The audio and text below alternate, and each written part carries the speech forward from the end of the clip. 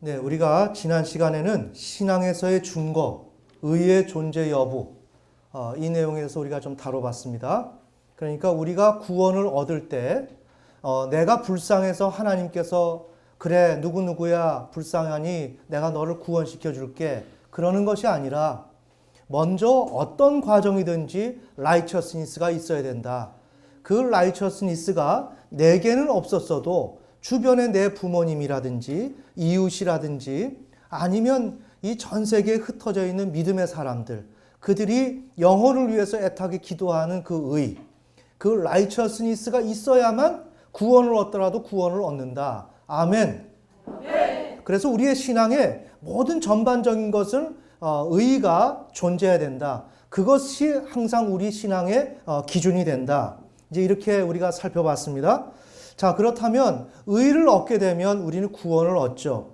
또한 신앙에서 승리를 할 수가 있습니다. 하지만 지금 이제 우리가 앞으로 쭉 살펴보겠지만 이 과정에 대한 것은 많은 철학적인 논의가 필요합니다. 그냥 내가 의를 얻어야지 라고 한다고 얻기가 매우 힘듭니다. 어떤 측면에서는 가능합니다. 성령의 강권적인 역사하심으로 나는 노력을 하지 않았지만 하나님께서 나를 인도해 주셔서 내가 어떤 과정으로 이렇게 뭔가 성취가 될 수 있습니다. 하지만 신앙생활을 우리가 그렇게 어렴풋하게 놓고 우리는 지금까지 신앙생활을 해왔는데 그렇게 하면 100번 실패합니다. 그래서 신앙생활은 항상 제가 말씀드리지만 내가 무슨 생각을 하고 있고 오늘 내가 무슨 생각을 하고 살았나? 주변에서 나에게 누가 무엇라고 말을 했는가? 그때 나는 어떤 이유로 이렇게 반응을 했는가? 하는 것을 내가 알아야 돼요. 이해가 되시죠? 이게 사람 사는 세상이고 이게 사람이 해야 될 일이에요. 그런데 지금 우리는 무언가 하루 일과를 돌아봐라. 그러면 내가 무엇을 하고 살았는지를 몰라요. 주변 사람들이 나에게 뭐라고 요청했는지 몰라요. 오직 그냥 내 생각에 사로잡혀서 그냥 이렇게 살다가 보니 그냥 하루가 지나갔지 이렇게 되는 겁니다. 그러니까 이렇게 되면 안 되고 내가 하루하루 모든 시간 24시간을 다 스크린 돌려보듯이 회고하면서 다 말을 할 수는 없지만 그래도 대충 어느 정도 나는 중요한 사건 앞에서 누가 무슨 말을 했는데 나는 이렇게 반응했다라는 것을 알아야 된다는 거예요. 마찬가지로 신앙에서도 내가 하나님을 의지하고 경외하는데 그냥 마음으로만 그래 경외해야지 라고 생각한다고 그게 경외가 되느냔 말이에요. 이해가 되시죠? 내가 그런다고 의로워지느냔 말이에요. 신앙은 그게 아니라 현실에서 이루어지는 거예요. 아멘. 아멘. 그러면 현실에서 어떤 일들이 일어날 때 나는 어떻게 반응하느냐라는 것을 내가 알아야 되고 더 나아가서 그럼 나는 어떻게 반응해야 되는지에 대한 원칙을 알아야 내가 오늘 현실에서 의롭게 살지요. 맞습니까? 네. 그러니까 이러한 이런 디테일이 없으면 거의 무너집니다. 거의 그냥 홍수가 나면 떠밀려 갑니다. 자, 오늘 그 내용을 얘기를 하려고 그래요. 자, 이 내용을 얘기하기 위해서는 여러분이 매우 좀 어렵고 저도 얘기하면서 매우 어렵습니다. 왜냐? 이렇게 도식화를 시킨 철학자도 없으니까요. 그러나 우리는 철학을 하려고 하는 게 아닙니다. 철학이라고 하는 것은 지혜를 추구하는 일인데 우리의 삶 속에서 인간의 정신의 역할이 즉 신앙에서 정신의 역할이 요구된단 말이에요. 그러면 신앙에서 정신의 역할이 요구된다면 이건 철학의 영역이에요. 맞습니까? 네. 그럼 우리는 철학을 원치 않아도 철학의 분과를 가져와서 그걸 가지고 오늘 우리의 신앙의 문제를 한 단면을 풀어나가기 시작을 해야 된다는 거죠. 자, 그러다 보니 인간이 어떻게 생각을 하고 반응을 하고 더 나아가서 법에 대한 하나님에 대한 순종을 해 나가는 것을 어떻게 도식화를 시키고 설명할 것인가에 대한 것은 매우 어렵다. 여러분이 철학에 대한 여러 가지 서적을 보시더라도 이런 설명은 없다.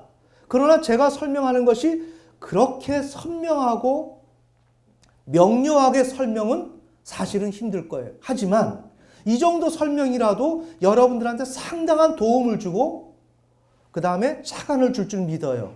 이러면서 우리는 여기에서 이러한 결과를 가지고 계속 확장해 나가면서 내가 이 개념을 가지고 다루어내야 된다는 거죠.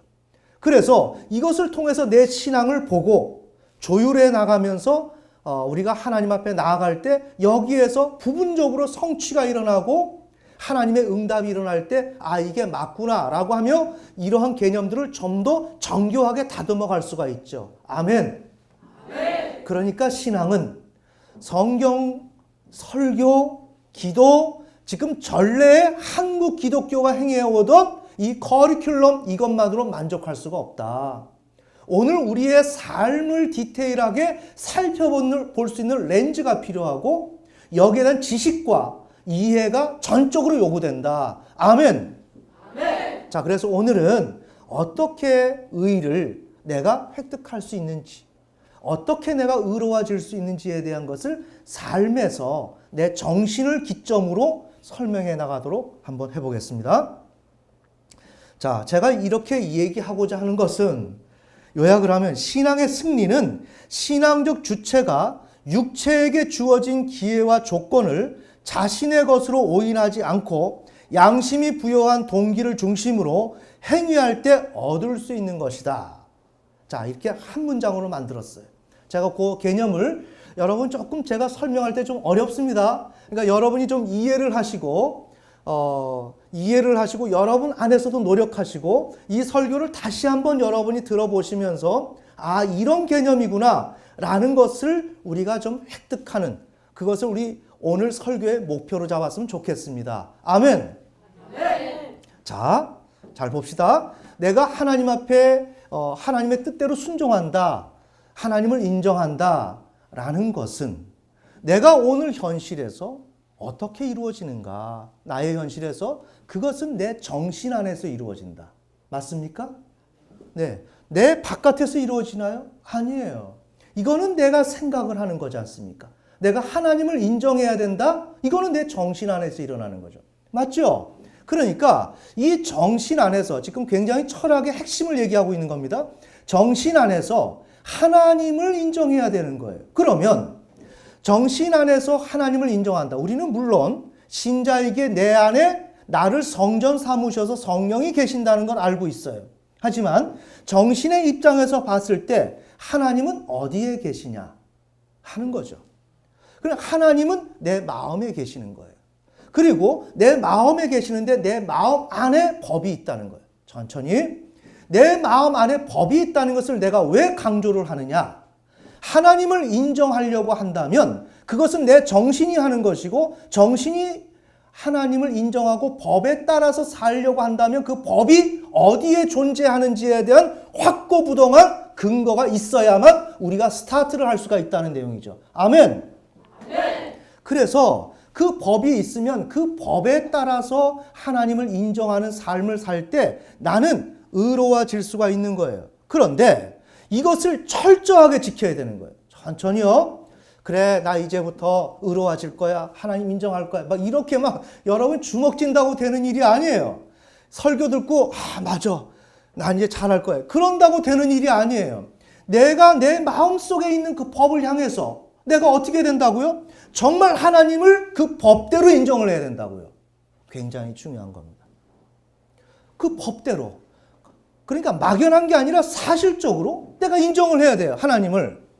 인정을 해야 돼. 이것이 매우 중요한데 중요한 건 여기서 보는 것처럼 여기가 의식권이고 여기 무의식권이라고 한다면 여기 나라는 중심적인 내가 있다면 지금 나는 이쪽 영역이 하나님을 이쪽은 하나님이 거하시는 영역이라고 한다면 나라는 존재는 하나님과의 관계를 풀어가야 하는데 그래서 이쪽에 하나님의 말씀과 이 법이 존재한다면 무의식적 주체는 이쪽을 지향하면서 하나님에게 성실히 충실히 삶을 살아가면 됩니다.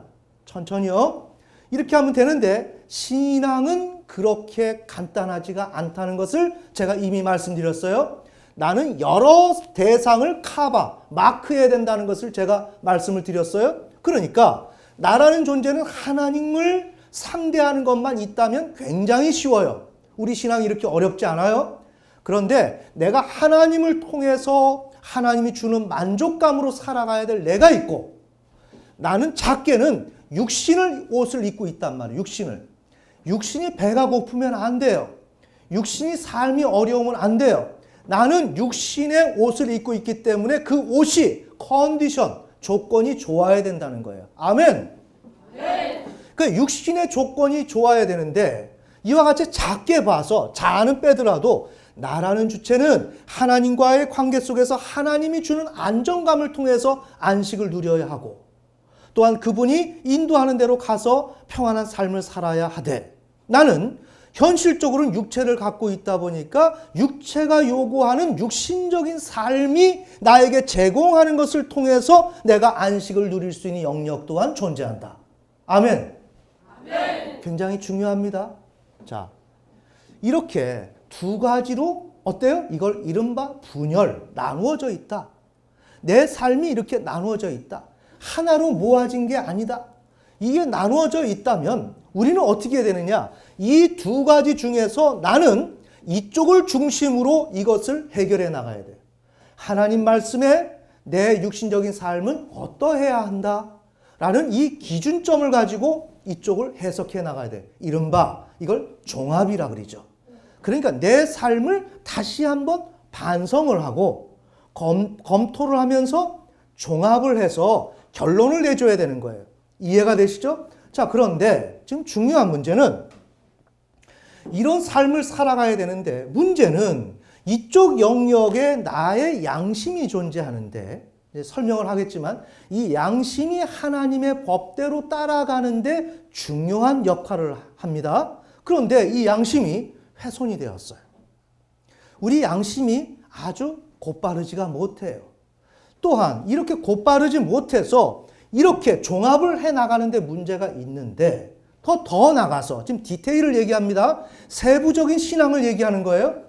이 육신적인 삶이 양심이 훼손되어서 제대로 객관적으로 하나님의 입장에서 현실을 바라볼 수 있는 능력이 없는 것은 물론이고, 둘째, 이 육신의 삶에 나에게 주어져 있는 선천적인, 그냥 선험적인, 그냥 나는 노력하지 않았는데 주어진 이 조건들, 기회들, 이것이 양심은 양심대로 흐려져 있는 가운데 이것이 어떤 종합의 과정을 거치지 않고, 맞죠? 이거 두 개를 종합해야 된다고 그랬죠? 종합의 과정을 거치지 않고 바로 자아에게 전달이 된다는 거예요. 이해가 되시나요? 여기 종합을 거쳐서 자아에게 전달이 돼야 돼요. 맞죠? 근데 종합의 과정을 거치지 않고 자아에게 전달이 될 때 나는 궁극적으로 어떻게 되느냐? 하나님의 말씀대로 따라 살지 못한단 말이에요. 아멘. 아멘. 지금 무슨 내용을 얘기하냐면, 지금 내가 하나님의 뜻대로 살아가는 구체적인 개념을 지금 말씀드리는 거예요. 이렇게 될 때 어느 부분에 문제가 있고 어디에 내가 걸려 넘어질 수 있는 장애물이 있다는 것을 내가 알아야 그걸 피해서 갈 거 아닙니까? 그래서 지금 그 말씀을 드리는 거예요. 즉, 이쪽으로 가야 나는 현실은 어렵더라도 나는 형통하게 된다. 지금 그 내용을 얘기하는 거예요. 좀 정리가 되셨나요? 네. 이 정도면 제가 지금 설명이 좀 잘 된 것 같습니다. 자, 그럼 제가 이 도식을 보면서 여러분들한테 좀 설명을 할게요. 자, 나라는 존재는 여러 가지 개별적인 입장도 있겠거니와, 그렇지만 그 부분을 오늘 좀 생략을 하고, 나라는 존재, 무의식적 주체, 그 다음에 나는 육체를 통해서 육신적인 삶을 살아가는 내가 존재하고, 그 다음에 나라는 자아가 있고, 그 다음에 현실 세계, 오늘 내가 상대하는 현실 세계가 있습니다. 자, 그런데 나라는 존재 속에 나의 겉으로 육체가 존재하고 내 속으로는 영이 존재하는데, 영이 존재할 때 이 나라는 인간에 대한 내면을 지금 이쪽은 지금 설명을 하고 있어요. 그래서 여기에서는 온 우주는 하나님의 소유물이다. 오늘 시간이 좀 걸릴 것 같아서 제가 성경을 안 찾을게요. 자, 우리는 하나님, 온 우주는 하나님의 소유물이다. 시편 89편 11절에 하늘과 땅과 세계와 거기에 충만한 이 모든 것이 하나님의 소유물이라는 거예요. 정리해야 됩니다. 특별히 우리 학생들, 목사님이 이렇게 얘기하면 하나님 편이니까 무조건 그냥 하나님 거다라고 막 이 카테고리를 묶어가지고 막 설명해 나가는 이런 걸로 이해하면 안 돼요. 이해가 되시죠? 이 모든 건 하나님의 것이에요. 보세요. 하늘과 땅과 세계와 거기에 충만한 것, 그 내용물까지 이거 다 하나님의 것이라는 거예요. 즉, 여러분이 이게 정말 눈으로 보는 것처럼 확증 있게 믿어지기 시작할 때 내게 신앙이 싹트기 시작하는 거예요. 아멘. 아멘. 굉장히 중요한 내용입니다. 자, 그 다음에 시편 74편 16절 보면 낮과 밤. 그 예를 들었어요. 낮이 왔고 밤이 왔지 않습니까? 이거 하나님의 것이에요. 왜 이런 얘기를 하죠? 낮이 오고 밤이 오면 이건 하나님과 관계없이 그냥 사계절이 오고 어떤 자연 현상이라고 생각할 수 있지만 나는 낮이라는 것, 밤이라는 것, 이 조건 자체가 지금 하나님의 소유 가운데 내가 이렇게 존재한다는 거예요. 아멘. 아멘. 이걸 우선 우리가 전제를 해야 돼요. 시편 94편, 인간 자체가 내가 하나님의 소유다. 자, 먼저 제가 이렇게 전제를 하는 겁니다. 자, 이렇게 되면서 이건 찾아봐야 되겠네요.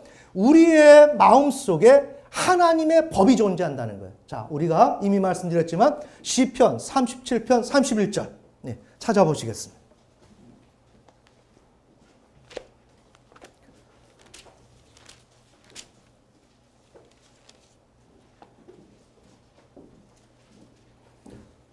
지금 내 마음속에 하나님의 법이 있다. 이걸 가지고 세계 철학자들은 논란이 굉장히 많아요. 법이 어딨냐? 법이 어딨냐? 내가 원하는 대로 내가 하면 되는 거지. 요즘. 그렇지 않습니까? 동성애. 그 법이 어딨어? 동성애 다 내 마음 아니야? 그건 성의 자유 아니야? 법이 어딨냐는 거예요. 굉장히 중요하죠. 그런 의미에서 지금 법을 생각해야 되는. 기독교에서는 이 법이 존재한다. 자, 이 사회에서는 어때요? 검증 불가능하다. 그 법이 어딨냐? 만질 수 있냐? 볼 수 있냐? 못 보지 않냐? 못 보기 때문에 나는 법이 있다라고 확증할 수 없다. 이게 오늘 현 시대라는 거예요. 그런데 성경은 우리의 마음속에 법이 존재한다는 거예요. 매우 중요합니다. 이 존재한다는 게 근거가 있어야 내가 지키든지 말든지 할 거 아닙니까? 자, 이런 의미로 제가 지금 설명을 드리는 것을 깨어서 이해를 해야 된다는 거예요. 아멘. 아멘. 자, 시편 37편 31절 읽겠습니다. 시작. 그의 마음속에는 그의 하나님의 법이 있으니 그의 발걸음은 하나도 미끄러지지 아니하리로다. 아멘. 네. 이러한 구절 한 구절 한 구절은 굉장히 지금 중요한 구절들이에요. 그래서 우리의 마음속에 이 세상에서 검증 불가능하다라고 생각하고 혼란 속에 사로잡혀 있는 그 법의 실체가 우리의 마음속에 존재한다. 자, 그 다음에 마음속에 존재하고 양심이 있다는 거예요. 천천히. 자, 찾지는 않겠습니다. 로마서 2장 14, 15절 여러 군데에서 성경은 우리 안에 양심이 존재한다 그래요. 자, 그럼 양심에 대한 정의를 조금 잘 내려진 게 있어요. 제가 이번 주에 요거를 좀 하려고 그렇게 많은 책을 보면서 뒤지고 찾고 많은 분량의 책을 읽을 수밖에 없었어요. 그런데 여기에서 버틀러라고 하는 사람이 아주 중요한 양심에 대한 정의를 내렸어요. 자, 봅시다. 양심이 뭐냐? 무엇이 옳으며 무엇이 옳아서 그래서 그것이 무엇이 의무이며 그 결과 어떤 것을 행해야 하는지, 즉 이걸 성경적으로 보면 하나님의 법을 알 수 있고. 누가? 양심이. 천천히. 법이 어디에 있다 그랬어요? 내 마음에. 그럼 마음에 있다면 이 법을, 마음속에 있는 법을 어떻게 알아요? 양심이 안다고요. 좀 디테일하죠? 네. 이 디테일이 우리에게 있어야 돼요. 세부적인 게 내 속에 있어야. 그래야 내가 신앙생활을 할 수가 있는 거예요. 그러니까 내 마음속에 법이 있는데 이 법을 누가 찾느냐? 누가 인식하냐? 그 그 중에서 내 정신세계 속에 있는 양심이 하나님의 법을 인식한단 말이에요. 그것을 알아서 그것을 나의 정신에게 일러준다. 일러주고 그것을 행하도록 동기를 강하게 부여한다. 이해가 되십니까?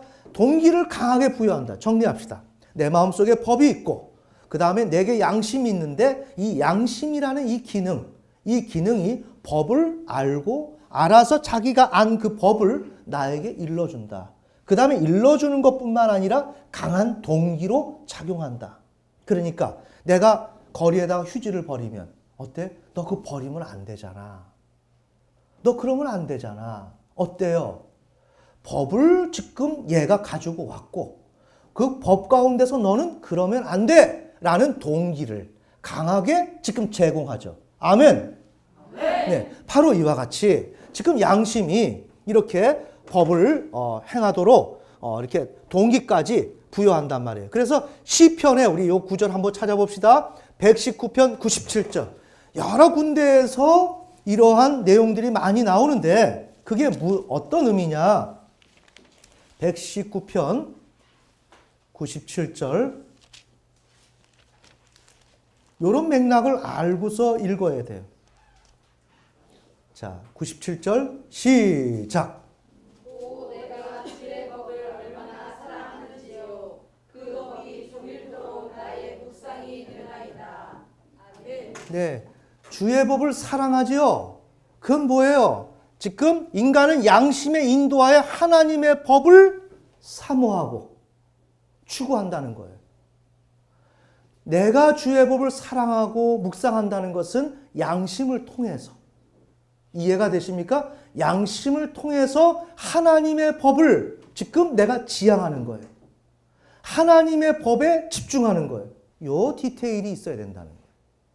알겠습니까? 요 개념화가 여러분 안에 일어나야 여러분 스스로가 신앙을 해나갈 수가 있는 거예요. 매번 여러분이 누구에게 물을 수도 없고 알려줄 수 있는 사람도 없고 그러다 보면 신앙이 좌초된다. 아멘. 아멘. 자, 그래서 이렇게 이제 양심을 통해서 이렇게 처리가 돼줘야 되는데, 인간은 이미 말씀드린 이렇게 분열되었어요. 나누어져 있어요. 내가 하나님을 통해서 하나님이 나에게 주는 안정감을 통해서 살아가는 내가 있고, 그것만 있는 게 아니라 육체를 입고 있기 때문에 육체를 근간으로 살아가는 육신적인 나, 그 육신적인 내가 제공하는 그 안정감을 통해서 살아가야 될 내가 있다. 그러니까 나는 분열되어 있다. 그러니까 이 분열된 상태 속에서 이 요구하는 바를 성경적 입장에서 종합해서 법을 준수할 수 있어야 되는 거예요. 그러니까 방안은 뭐냐? 양심은 인간의 각 부분이 요구하는 것을 종합하기. 그러니까 양심을 통해서 인간 각 부분이 요구하는 것을 종합을 해야 된다. 근데 종합에 실패하는 이유가 있다. 디모데전서 4장 2절. 디모데전서 4장 2절. 종합을 해야 되는데 종합을 해서 나가야 하는데 그 종합이 실패하는 경우가 많다. 그 왜 그런가? 자, 종합을 해야 되는데 자, 4장 2절.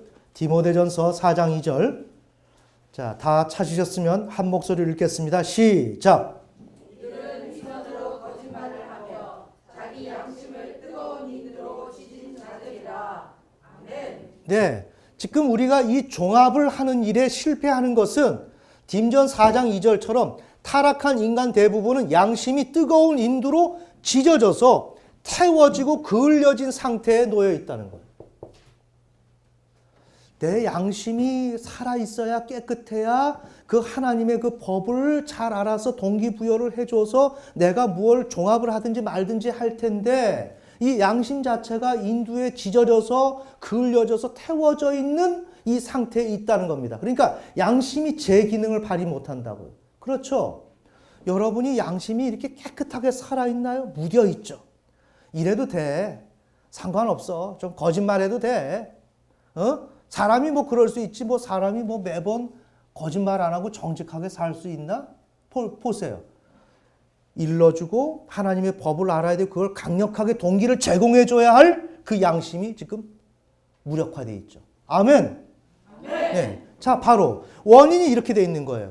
그러니까 그 결과 하나님과 무관하게, 잘 보세요. 하나님과 무관하게 이 양심이 있어야 이것을 중심으로 이것을 통합하고 종합해서 나가야 하는데, 양심이 멍들어 있다 보니까 이 삶이 자기 자신이 하나님과는 무관하고 육체와 개별적 입장이 요구하는 것, 이 육체와 자신의 개별적 입장이 요구하는 것 모두를 마땅히 자신이 소유하고 추구해야 할 것으로 인식한다는 거예요.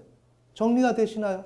양심이 있어야 이것을 중심으로 이것을 걸러낼 건 걸러내고 버릴 건 버리고 해 나가야 하는데, 양심 자체가 죽어 있기 때문에 내가 오히려 이걸 버릴 것을 이걸 중심으로 생각하고 오히려 하나님이 중심이 되어야 하는데 하나님을 버리고, 그래서 이것 중심으로 살아가되 오히려 이것이 원래 내 것인 것처럼, 원래 이것이 내 것이어야 하는 것처럼, 그리고 원래 이렇게 사는 것이 당연한 것인 것처럼 내가 생각한다는 거예요.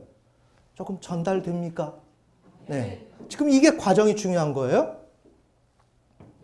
그래서 자기 소유와 이쪽의 것을 내 소유로 생각하고 이것을 가지고 내가 추진하고 추구한단 말이에요.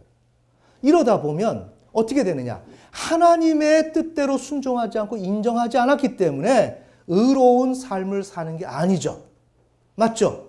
모든 건 의가 주어져야 구원이 있고 나의 삶의 형통함이 주어진단 말이에요. 그런데 나는 양심의 둔화로 이런 착오로 인해서 하나님과는 관계없는 내 삶을 살게 된다. 자, 그렇다면 여기에서 그런 삶을 사는 것은 어떻게 특별하게 뭐가 양심이 크게 잘못되고 그 다음에 우리가 특별히 잘못된 그런 상황 속에서 왕왕 그런 것이 일어나느냐? 아니다라는 거예요.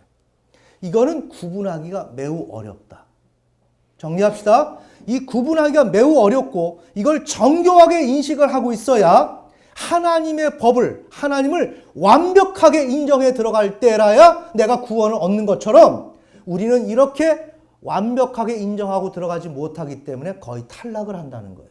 아멘. 그 예를 들어볼게요. 자, 이렇게 6번 있으면 7번이 번호가 많아서 제가 혼선이 생길 수 있어요. 자, 이 육체를 근간으로 살아가는 육신적인 나는 예를 들자면 나르시시즘의 근거를 두고 불우이웃에 대해서 연민과 동정을 느낄 수가 있어요. 육신적인 삶을 살아가는 사람은 길거리에 불쌍한 사람이 있어요. 우리 이웃이 불쌍한 사람이 있으면 그 사람을 불쌍히 여기고 긍휼히 여기고 애를 태우는 것은 왜 그렇다고요? 그 사람이 불쌍해서가 아니라 내가 불쌍해서. 정리되십니까? 내가 불쌍한 것을, 내 불쌍한 모습이 내 눈으로 저 타자가 그 모습으로 보여지고 있는 거예요. 내가 긍휼히 여김을 받아야 할 그런 내 존재가 그 내 마음속에 있는데 그것이 형상화되어서 실존적으로 내 눈앞에 펼쳐진 게 누구다? 불우이웃이다. 그를 향해서 연민을 느끼고 동정심을 느낀단 말이에요. 이해가 되시나요? 자, 그렇다면 여기에서 우리가 정리하는 거예요. 양심이 둔화가 되었어요. 이거 하나님을 중심으로, 하나님의 법을 중심으로 이쪽을 설령 내가 나르시시즘에 근거해서 나 자신을 중시 여겨서 타자를 보면서 연민과 동정을 느낀다면 이때 하나님의 법이 살아있다면 그럴 수 있지. 하지만 나는 하나님의 법대로 내 이웃을 사랑해야 돼 라는 논리로서 이 무의식적 주체가 정리를 하고 자아에게 전달을 할 거예요. 아멘. 그런데 양심이 둔화되어 있고 죽어 있다 보니까 이 기능이 전체가 안 이루어지고 오히려 여기에 있는 나르시시즘의 근거를 둔 불우이웃을 향한 연민과 동정과 이 사랑이 그럴싸하단 말이에요. 정리합니다. 그럴싸해서 이게 검증과 종합의 과정을 걸치지 않고 이쪽으로 들어오는 거예요. 내게. 들어와서 내 중심 자리를 차지해요. 천천히 8번. 그래서 성경적 이웃사랑과 구분하기 어려워진다. 속성 자체가 긍휼히 여기고 있잖아요. 내가 저 대상을 불쌍히 여기고 있잖아요. 이게 성경적으로 내가 저 사람을 불쌍히 여기는지 지금처럼 나르시즘, 나 자신을 위해서 불쌍히 여기는 구분이 안 간단 말이에요. 그러기에 양심이 둔화가 되다 보니까 얘가 꼭 종합을 해서 결과를 얻어진 것처럼 여기에 버젓이 들어와서 성경적 이웃사랑과 구분하기 어렵기 때문에 그 다음 성경적 이웃사랑으로 포장된 자기 영미를 위한 삶을 살기를 원하는 그러한 가능성과 여지를 확보한단 말이에요. 정리되시죠? 네. 자, 이게 신앙입니다. 그러니까 지금 우리 교회가 자꾸만 칠판을 놓고 이런 것을 가르치는 것은 지금 보통 설교하는 그 식으로는 여러분 신앙은 못 푼다. 그거는 전근대적이고 미개한 방식이다. 아멘. 이것을 분명히 내가 알고 정신적 통찰을 가져야 되는데 이거는 그럼 이게 지나친 거냐? 아니다. 아니다. 최근에 들었을 때 칸트만 해도 이건 이미 온 세계가 이 지식을 다 알고 있는 거다. 정리가 되십니까? 근데 왜 교회는 모르냐? 왜 교회는 모르냐? 교회는 카카오톡 안 하냐? 카카오톡 하잖아요. 카카오톡이 뭔데? 프로이트 정신분석을 통해서 나온 건데. 알아요? 모르지 않습니까? 그것은 나는 사용을 하고 모든 철학적 기반에서 과학이 발생되고 현대 문명이 발생되는데 이해가 되십니까? 알아야 될 것은 모르고 우리가 그렇게 해서 신앙이 완전히 저조한 상태 속에서 가게 돼 있다. 아멘. 그러니까 여러분이 지금 제가 여러분들한테 지도하고 가르치는 이 내용을 너무 목사님이 성격이 꼼꼼해서 막 그렇게 막 짚어가는 것으로 생각하면 안 돼요. 이거는 대단히 보편적인 거다. 이거는 당연히 이렇게 가야 하는 것이다. 이것을 여러분이 먼저 인식을 해야 돼요. 그래야만 오늘 우리가 설교를 하고 하나님 말씀을 전달하는 이 의미를 여러분이 보다 더 사실적이고 진실하게 수용할 수가 있다는 내용이죠. 아멘. 자, 그래서 이제 버젓이 성경적 이웃사랑으로 포장된 자기 연민을 위한 삶을 살려고 하는 동기를 가져요. 이렇게 되면서 드디어 내 삶의 경향성이라고 하는 것이 태동이 된다고요. 자, 오늘 제목 신앙의 승리는 경향성을 초월해야 된다. 지금 이 내용이에요. 경향성. 자, 이 경향성은 칸트의 용어입니다. 칸트의 용어. 자, 그러니까 내가 법을 지키려고 하면 어떻게 되느냐? 경향성을 초월해야 된다. 경향성의 문제를 넘어야 한다. 알겠습니까? 자, 그러니까 경향성이란 뭐냐? 텐던시, 경향, 사상과 행동과 어떤 현상 따위가 일정한 방향으로 기울어지는 성향. 일정한 방향으로 지금 기울어지고 있죠. 맞습니까? 네. 일정한 방향으로 기울어지는 성향의 문제가 인간에게 주어지게 된다. 자, 이 경향성이 대두가 돼요. 자, 10번이죠. 11번. 그러니까 여기 불우 이웃이 있는데 이에게 자기 사랑으로서 이웃을 사랑하는 거예요. 자, 이렇다면 하나님의 말씀대로 이웃을 사랑했나요? 아니죠. 그건 나를 사랑한 거죠. 나를 사랑. 그러니까 밥을 퍼준다, 봉사활동한다, 나를 위해서 하는 거예요. 천천히. 나를 위해서. 그럼 상급이 있어요? 없어요? 없어요. 그게 의로운가? 의가 아니다. 지금 이 얘기하는 거예요. 도움 되시나요? 의가 아니고 의가 없기 때문에 하나님이 나와 동행하지 않아요. 이걸 알아야 돼요. 나는 불의한 자가 되는 거예요. 나는 죽으라고 평생 동안에 밥을 퍼줬어. 그렇다고 지금 바쁘는 사람을 제가 뭐라고 하는 게 아닙니다. 네. 밥을 퍼주고 그들을 동정심을 가지고 보살펴줬는데 그걸 우리 이 개념으로 보면 뭐죠? 나를 위해서 내가 평생 애를 썼다. 이 육신적 삶을 살아가는 나 자신에게 이 무의식적 주체가 동화되어서 한 인생을 바쳤다. 그러면 하나님이 나에게 함께하기는커녕 징계와 벌만이 나 앞에 주어지고 있다. 매우 중요한 내용입니다. 이 개념을 여러분이 정리를 하고 있어야 돼요. 자, 여기 이제 12번이 되어 있죠. 자, 13번 다시. 여기에서 또 양심이 비정상으로 돼 있어요. 자, 그래서 오늘 우리 본문에 지금 요셉의 내용이 있지 않습니까? 요셉이 지금 이집트로 팔려가서 거기에서 보디발의 집에 갔다가 거기서 보디발의 그 아내가 요셉을 유혹을 하죠. 그러나 요셉은 그 유혹에 넘어가지 않죠. 그런데 참 놀라운 것은 하나님이 그에게 형통함을 부여한다는 거예요. 정리해야 돼요. 왜 형통함을 부여할까? 왜 요셉에게 형통함을 부여할까? 그가 의를 지키기 때문에 형통하다는 거예요. 아멘.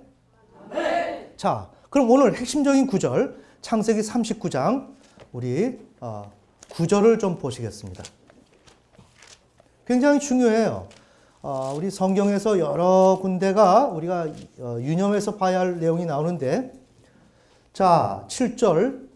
이 일들 뒤에 그의 주인의 아내가 요셉에게 눈길을 보내다가 말하기를 나와 함께 눕자 하였으나 그가 거절하며 자기 주인의 아내에게 이르되 보소서 나의 주인이 집에서 내가 무슨 일을 하는지 알지 못하며 또 자기의 모든 소유를 내 손에 맡겼은즉 9절 이 집에는 나보다 더 큰 자가 없으며 주인이 당신 외에는 아무것도 내게 금하지 아니하였으니 이는 당신이 그의 아내이기 때문이라. 그런즉 내가 어찌 이 큰 악을 행하여 하나님께 죄를 짓겠습니까? 이렇게 얘기를 했어요. 자, 그러면 우리가 보고자 하는 것은 8절에 자기의 모든 소유를 요셉의 손에 맡겼어요. 그 다음에 9절에 이 집에는 나보다 더 큰 자가 없다. 자, 여기 나보다 더 큰 자가 없다. 이거는 여러분이 요셉이 겸손해서 그러는 것이 아니라 천천히 잘 보셔야 돼요. 주인이 요셉보다 실질적인 힘이 적다는 것을 얘기하는 것입니다. 지금 우리가 알던 방식으로 이해를 하면 안 돼요.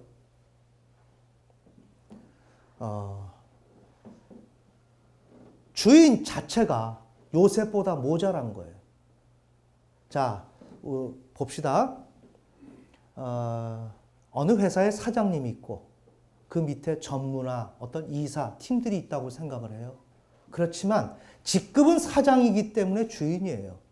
하지만 실력적으로 보나 성품적으로 보나 모든 면에 있어서 누가 낫고 실질적인 영향력을 행사할 수 있는 힘과 보다 낫다라고 하는 측면에서는 그거는 우리 직위하고는 다른 문제예요. 이해가 되시나요? 지금 요셉이 보디발 집에서 그러한 총무 역할하고 가정 일을 돌보고 있었는데 그거는 종으로서 그냥 한 개 한 개 주면 그냥 성실하게 일하는 요셉이 아니라 요셉이 굉장히 실력이 있었다는 거예요. 자, 우리가 학교를 많이 나와야 실력 있는 게 아니에요.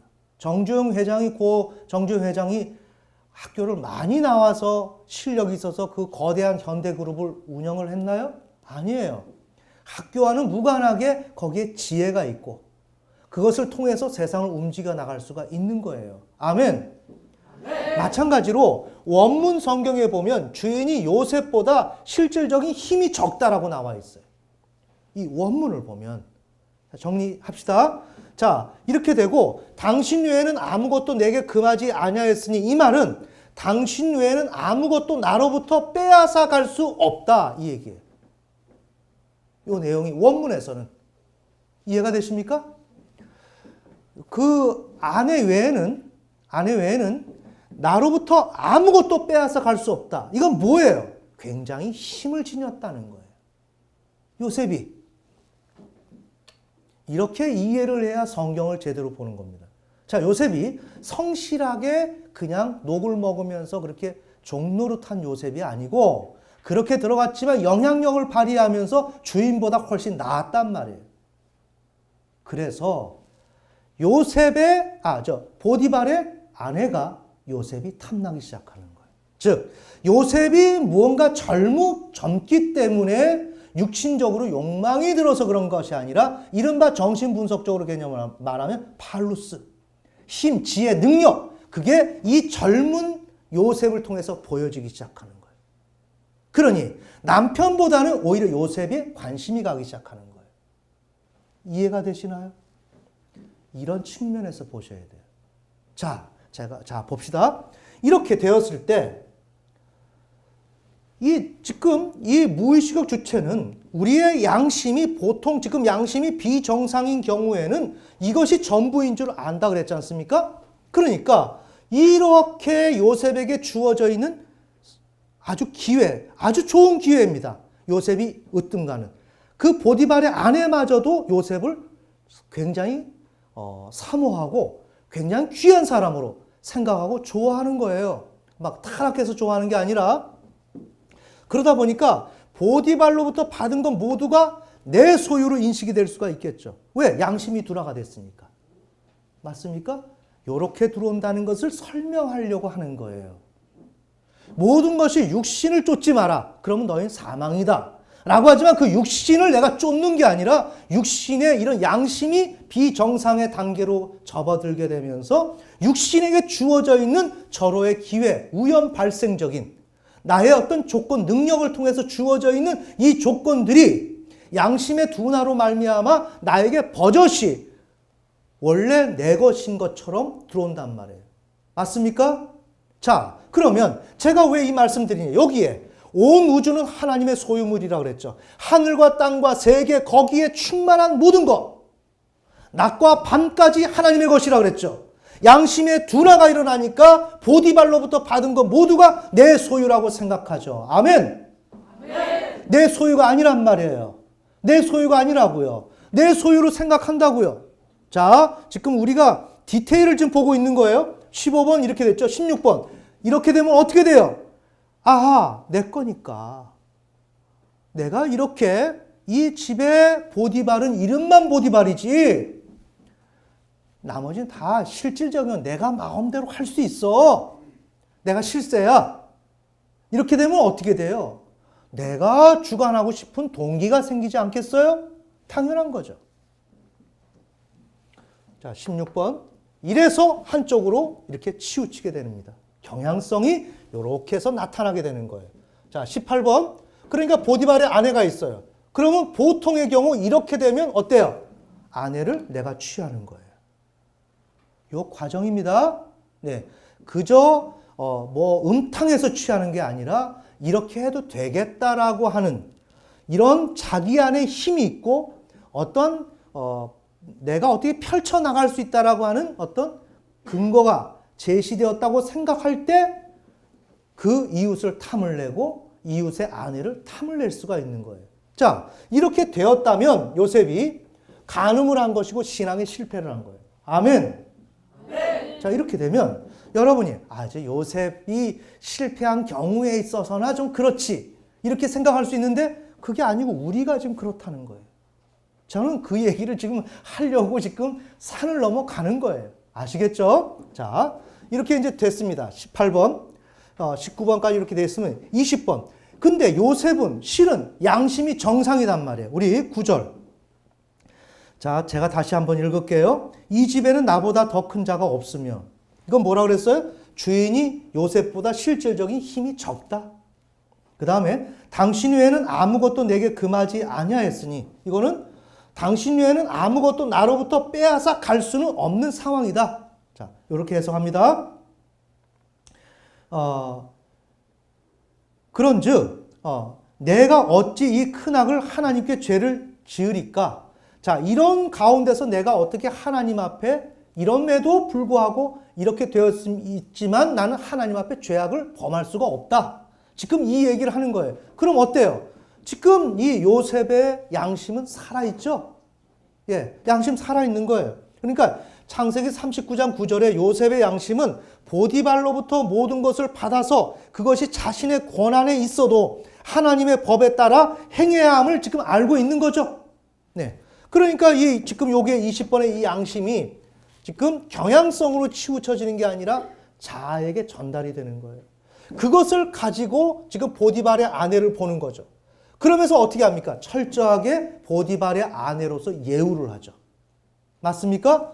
그렇게 예우를 하니까 신앙적 승리가 오는 것이고 결과가 하나님께서 요셉을 형통케 하신다. 우리 뒷장으로 넘어가서 21절부터 23절까지 다시 한번 읽겠습니다. 시작.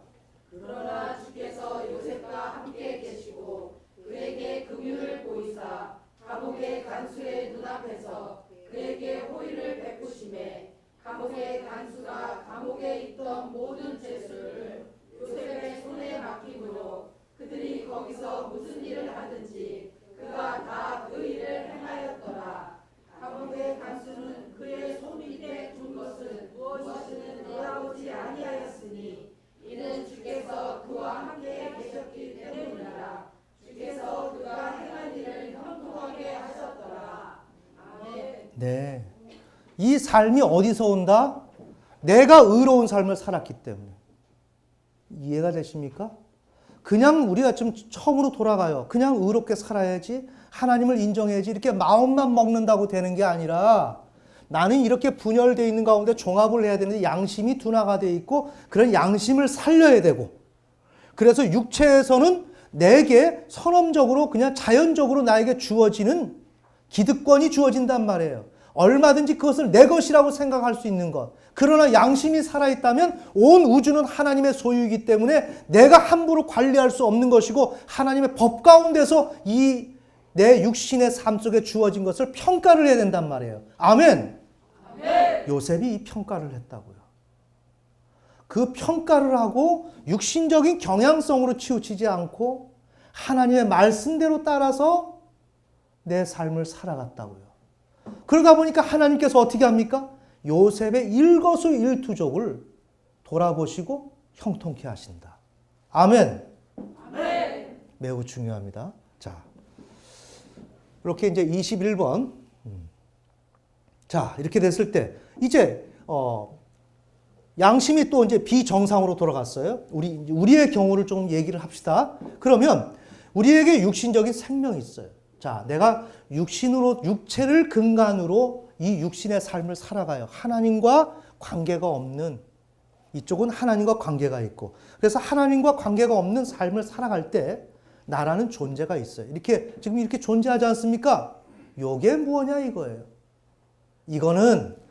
이것은 바로 요셉이 주인보다 실질적으로 힘이, 어떤 실질적인 능력이 강했던 것처럼 그에게 주어져 있는 기회처럼 오늘 내가 이렇게 존재한다는 이 자체가 이걸 하나님 앞에서 온 우주는 하나님의 소유, 하늘과 땅과 세계와 거기에 충만한 모든 것은 하나님의 소유라는 것을 양심을 통해서 반성을 하고 종합을 해 나간다면 오늘 내게 있는 이 내 존재, 이것을 하나님의 것으로 인식할 거예요. 아멘. 아멘. 근데 우리는 그렇지 않아요. 양심이 죽었기 때문에 이거 다 내 것으로 생각을 해요. 내 생각, 자, 내 신체, 내 건강, 자, 이런 모든 거를 하나님의 것으로 생각하지 않아요. 그래서 이것을 내 것으로 생각을 해서 아주 이상합니다. 이걸 또 구해요, 하나님께. 하나님, 내 건강, 그게 어떻게 네 거냐? 그게 어떻게 너 거냐? 이것도 몰라, 우리는. 이게 내 거래. 이게 어떻게 내 거야, 이게? 하늘과 땅과 세계, 거기에 충만한 모든 것은 누구 거? 하나님의 것. 하나님의 것. 잘 보세요. 하나님의 것인데 이 신체와 이 건강과 이 모든 것을 내 것으로 생각을 하는 거야. 자, 그 다음에 내게 주어져 있는 돈, 물질 있죠? 이건 내 거래. 건강도 내 거고, 다시 돌아가요. 하늘과 땅과 세계와 거기에 충만한 것, 이 모든 것, 낮과 밤까지, 강물, 그 흐르는 속도, 이해가 되시나요? 바람. 지금 오늘 바람이 불었어. 이거 하나님 거. 알겠습니까? 근데 우리 양심이 죽었기 때문에 이건 다 그냥 있는 거. 그 다음에 하나님은 나에게 일 잘 되게 도와주는 역할하는 존재. 이렇게 아주 약화시켜 놓고 부분적으로 만들어 놨단 말이에요. 자, 그래서 기회와 내게 주어져 있는 물질과 직장과 사업장과 우리 학생들 하고 다시 하늘과 땅과 세계와 거기에 충만한 것 하고 공부 누구 거? 하나님의 것. 정리요. 내게 있는 시간 누구 거? 하나님의 것. 내가 지금 생각하는 거 이건 누구 거? 하나님의 것. 정리되시나요? 이것이 하나님의 것인데 양심이 비정상으로 되다 보니까 화인 맞다 보니까 어떻게 됐어요? 이게 하나님의 것인지 모르고 내게 자연적으로 선험적으로 주어져 있는 이러한 기회, 조건들을 내 것으로 생각한단 말이에요. 맞나요? 네. 요셉이 능히 양심이 비정상이었다면 보디발의 아내 또한 자신의 모든 이 삶, 그 자기가 거하던 그 삶, 이 모든 걸 자기 것으로 생각할 수 있을 정도로 할 수 있을 것만큼 우리의 삶이 그렇단 말이에요. 그러니까 현실에서 주어진 거 모두 내 소유야. 그리고 이것을 내 스스로가 내 삶을 운영하면 된다라고 하는 식으로 이 경향성이 발생이 된단 말이에요. 이해가 되세요? 자, 잘 보세요. 이쪽으로 가야 하나님이 형통케 한다고 요셉처럼. 아, 이거는 내 것이 아니다 라고 해야 되는데 우리는 그 눈이 없어. 눈이 없고 이것을 기정사실화 만들어. 내 거야. 그리고 헌금을 드리면 이거 내 거 드리는 거야. 아까운 거야. 자, 여기에 아니 요만큼이라도 뭐가 풀릴 게 있나요 여기에? 하나님하고 대화의 접촉점이 있어요? 없어요. 이게 우선은 하나님의 것이라고 하는 정리가 필요해. 맞아요, 안 맞아요? 그리고 하나님의 뜻대로 살아가는 과정이 필요해. 근데 자, 여기서 우리 중간점검. 우리가 지금 어떻게 돼 있어, 지금? 버려졌지. 맞아요, 안 맞아요? 버려졌지. 지금 내가 생활하는 이 신앙이 어떻게 돌아가는지를 누구도 알려주는 사람이 없어. 믿으면 된대. 그냥 믿으면 그럼 하나님 보호하신대. 아니 신앙이 그렇게 돌아가더냐고. 잘 보세요. 신앙에는 많은 디테일이 필요한 거예요. 내가 오늘 하나님 말씀대로 따라 살려고 하지만 집에 가면 부부관계가 틀어지고 부모와 자녀관계가 틀어지고 이것을 어떻게 해야 되느냐고 질문을 해도 답변을 해주는 사람이 없다고요. 답변을 못 해주더라도 그걸 가지고 고민을 하는 사람이 있어야 거기 쫓아가서 내 문제를 물어보지. 아멘. 아멘. 그런데 이러한 개념 전체가 없으니 난 버려졌다. 멀고 험한 인생길 걸어서 이제 하나님 앞에 두 손 들고 왔는데 아이러니한 건 온 거에 끝난 거야. 알겠습니까? 왔으면 여기에서 뭔가 결과가 나오리라고 생각하는 것이 기본적이고 보편적인 생각인데 그건 당신들 생각이고 오늘 우리의 생각이고 그래도 그 다음에 와서 또 탈락해. 또 탈락을 해. 이게 신앙의 아이러니다.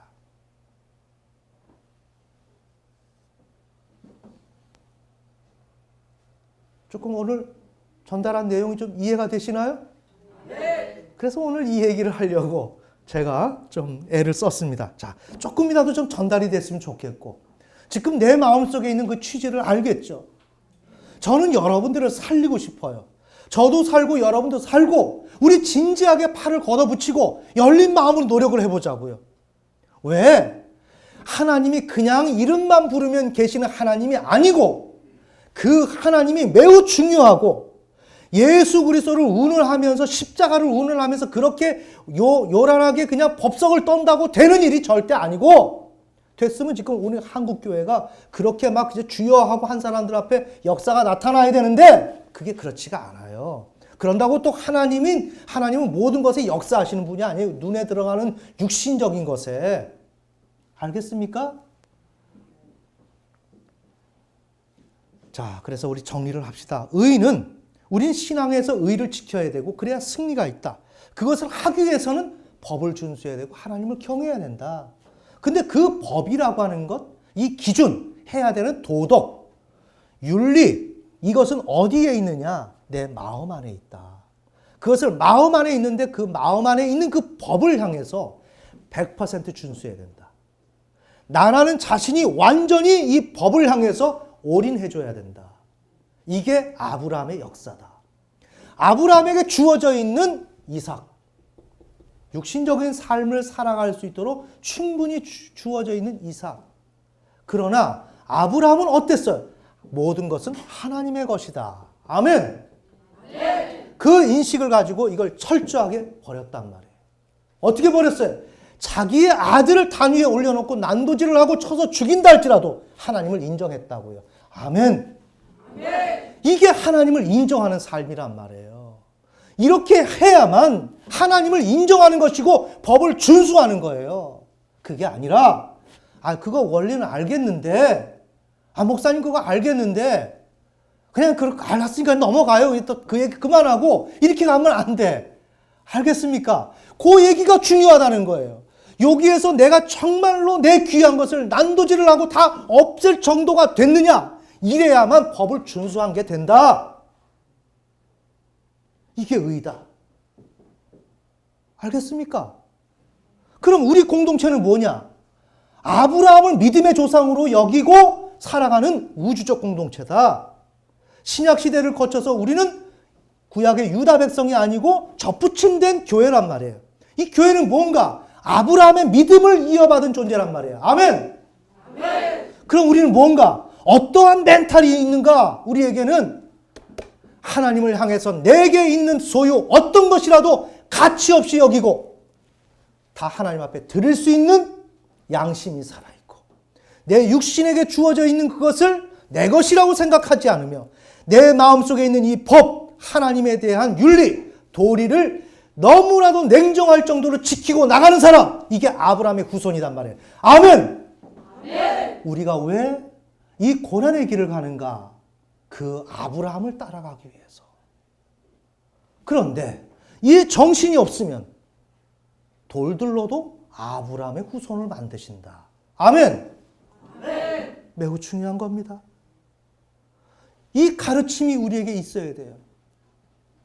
제가 맨날 이삭 얘기하는 게 굉장히 잔인한 목사여서 아니면 너무나 고집스러워서 그렇게 하는 게 아니라 이거는 우리가 부인할 수 없고 포기할 수 없는 일이란 말이에요.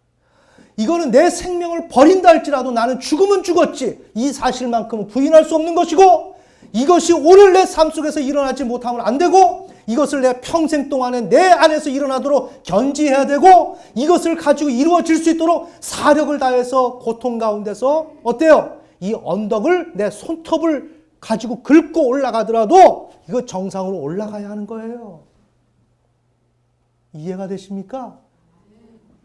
이거. 그래서 저는 이번 주에도 저는 현실에서 그렇게 의롭지도 못한 사람이지만 하나님 앞에서 라이처스니스를 놓고 무척이나 울었어요.